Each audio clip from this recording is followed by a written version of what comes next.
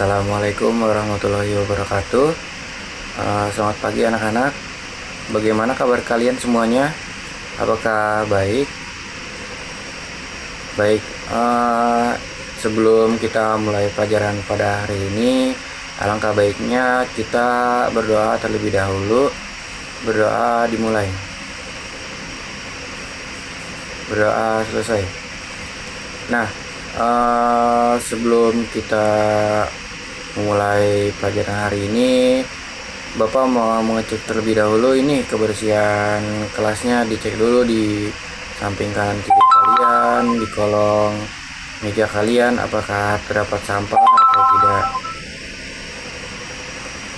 Nah, baik, jika sudah bersih, Bapak mau mengecek kehadiran kalian nih, siapa aja yang tidak masuk hari ini. Baik,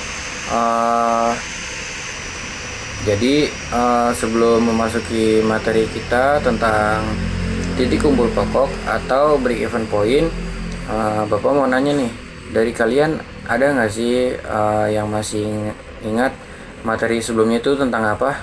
Tentang akuntansi bisnis, Pak. Ya, benar sekali. Jadi kalian masih ingat ya dengan materi yang sebelumnya. Nah, sekarang kita masuki materi titik kumpul pokok atau break even point. Nah, sebelum kita memasuki materinya, sebelum itu kita mengenal dulu tentang BEP itu. Nah, menurut Syarifuddin Alwi tahun 1990, break even point dengan kata lain BEP merupakan suatu keadaan perusahaan di mana dengan keadaan tersebut perusahaan tidak mengalami kerugian, namun juga perusahaan tidak mendapatkan laba sehingga terjadi keseimbangan atau impas. Nah, hal ini juga bisa terjadi bila perusahaan dapat mengoperasikannya menggunakan biaya tetap dan volume perjalanannya hanya cukup untuk menutup biaya tetap dan biaya variabel. Dari pengertian tersebut, maka dapat ditarik kesimpulan bahwa yang dimaksud dengan break even point adalah suatu keadaan di mana perusahaan tidak mengalami kerugian atau keuntungan yang bisa juga disebut pendapatan dan biaya seimbang. Nah, di materi kita kali ini Bapak akan menjelaskan tentang permodalan dan jenisnya, dan juga ada biaya operasional. Nah, yang pertama itu ada pengertian modal. Nah, untuk mendirikan atau menjalankan suatu usaha diperlukan sejumlah modal atau uang dan tenaga atau juga keahlian. Nah, modal dalam bentuk uang diperlukan untuk membiayai segala keperluan usaha seperti prainvestasi, pengurusan izin, biaya investasi untuk pembelian aktiva tetap, sampai modal kerja. Nah, modal keahlian adalah keahlian dalam kemampuan seseorang untuk mengelola atau menjalankan suatu usaha. Dalam praktiknya, modal tidak hanya berupa uang tunai, melainkan juga mencakup barang, teknologi, dan sumber daya manusia yang berperan dalam proses produksi. Nah, selanjutnya ini ada jenis-jenis modal. Yang pertama, modal menurut peruntukannya yang dibagi menjadi dua. Nah, yang pertama ini ada modal investasi. Modal investasi digunakan dalam jangka panjang dan dapat digunakan berulang-ulang. Biasanya umur lebih dari 1 tahun. Penggunaan modal investasi jangka panjang untuk membeli aktiva tetap seperti tanah, bangunan, mesin-mesin, peralatan, kendaraan yang bersumber dari perbankan. Nah, yang kedua ini ada modal kerja. Modal kerja adalah modal yang digunakan untuk membiayai operasional perusahaan pada saat sedang beroperasi. Nah, modal kerja juga digunakan untuk jangka pendek dan beberapa kali dipakai dalam saat suatu proses produksi. Nah, yang kedua itu modal menurut sumbernya. Nah, yang pertama ada modal sendiri. Nah, modal sendiri adalah modal yang diperoleh dari pemilik perusahaan dengan cara mengeluarkan saham. Nah, kelebihan modal sendiri itu diantaranya yang pertama, tidak ada biaya bunga atau administrasi. Yang kedua, tidak tergantung kepada pihak lain. Nah, yang ketiga itu tanpa mengeluarkan persyaratan yang rumit. Yang selanjutnya ada modal kerja. Modal kerja yaitu modal asing atau modal pinjaman, yang dimana modal itu diperoleh dari pihak luar perusahaan. Nah, kelebihan dari modal asing ini yaitu ada jumlahnya yang tidak terbatas dan juga motivasi usaha yang tinggi. Nah, materi selanjutnya ini kita masuk ke biaya operasional. Menurut Rusdiana, tahun 2021, biaya operasional adalah suatu pengorbanan yang dikeluarkan perusahaan untuk memenuhi kebutuhan barang dan jasa yang diharapkan mendatangkan laba pada masa yang akan datang. Nah, sedangkan menurut Suroto tahun 2023, pengertian biaya operasional adalah pengeluaran yang meliputi pengeluaran umum, beban penjualan, beban administrasi karena dianggap sebagai biaya operasional yang digunakan untuk memenuhi kebutuhan barang dan jasa. Nah, selanjutnya ada jenis biaya operasional. Yang pertama itu ada biaya pemasaran. Biaya pemasaran ini yaitu total pengeluaran yang dialokasikan oleh suatu perusahaan atau entitas bisnis untuk berbagai aktivitas yang bertujuan untuk mempromosikan, mengiklankan, dan mendistribusikan produk atau layanan kepada target pasar yang dituju. Nah, dalam konteks ini, biaya pemasaran merupakan bagian integral dari strategi pemasaran yang digunakan untuk meningkatkan kesadaran, minat, dan akhirnya memengaruhi keputusan pembelian konsumen.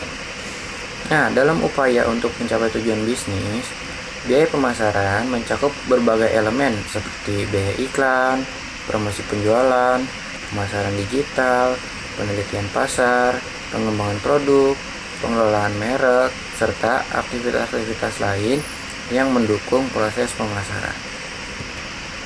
Nah, yang selanjutnya itu dari jenis biaya operasional ada biaya memenuhi atau melayani pesanan. Nah, biaya pemasaran juga yaitu total pengeluaran yang dialokasikan oleh perusahaan atau entitas bisnis untuk berbagai aktivitas yang bertujuan untuk mempromosikan, mengiklankan, dan mendistribusikan produk atau layanan kepada target pasar yang dituju. Nah, dalam konteks ini juga biaya pemasaran merupakan bagian integral dari strategi pemasaran yang digunakan untuk meningkatkan kesadaran, minat, dan akhirnya mempengaruhi keputusan pembelian konsumen. Dalam upaya untuk mencapai tujuan bisnis, biaya pemasaran juga mencakup berbagai elemen seperti biaya iklan, promosi penjualan, pemasaran digital, penelitian pasar, pengembangan produk, pengelolaan merek, serta aktivitas-aktivitas lain yang mendukung proses pemasaran. Nah, di sini Bapak punya 2 pertanyaan nih untuk kalian. Adakah kalian yang ingin menjawab pertanyaan dari Bapak? Saya, Pak. Baik, yang pertama akan dijawab oleh siapa? Saya, Pak. Raka mau menjawab nomor 1. Baik, Raka silakan menjawab pertanyaan nomor 1. Jadi BP penting bagi pelaku usaha karena membantu mengetahui titik impas, yaitu saat pendapatan sama dengan biaya. Dengan mengetahui BP, pelaku usaha dapat menentukan target penjualan agar tidak mengalami kerugian. Baik, terima kasih Raka atas jawabannya. Dan selanjutnya pertanyaan nomor 2 akan dijawab oleh siapa? Saya, Pak. Riki menjawab nomor 2. Baik, silakan menjawab pertanyaan nomor 2-nya, Riki. Jawabannya adalah harga jual mempengaruhi nilai BEP karena semakin tinggi harga jual, semakin sedikit produk yang harus dijual untuk mencapai titik impas. Sebaliknya, jika harga jual lebih rendah, jumlah produk yang harus dijual akan semakin banyak. Baik, dari jawaban teman kalian, Raka dan Riki, keduanya sudah benar ya. Untuk kesimpulan pada materi yang sudah Bapak sampaikan, yaitu break-even point adalah kondisi ketika total pendapatan sama dengan total biaya, sehingga perusahaan tidak memperoleh keuntungan maupun mengalami kerugian. Perhitungan break-even point sangat penting karena membantu pelaku usaha mengetahui jumlah minimal produk yang harus terjual atau pendapatan yang harus dicapai agar biaya operasional dapat tertutupi. Dengan memahami break-even point, perusahaan dapat menetapkan harga jual, merencanakan target penjualan, mengendalikan biaya, serta mengambil keputusan bisnis dengan lebih tepat. Oleh karena itu, analisis break-even point merupakan alat yang penting dalam perencanaan dan pengelolaan keuangan usaha agar bisnis dapat berjalan secara efektif dan berkelanjutan. Sekian materi yang dapat Bapak sampaikan. Kurang lebihnya mohon maaf. Dan juga untuk kalian jangan lupa membaca di buku halaman 67 sampai dengan 80. Untuk tugasnya untuk minggu depan, Bapak akan menanyakan kepada kalian tentang materi selanjutnya di kelas. Baik, cukup sekian yang Bapak sampaikan. Kurang lebihnya mohon maaf. Wassalamualaikum warahmatullahi wabarakatuh.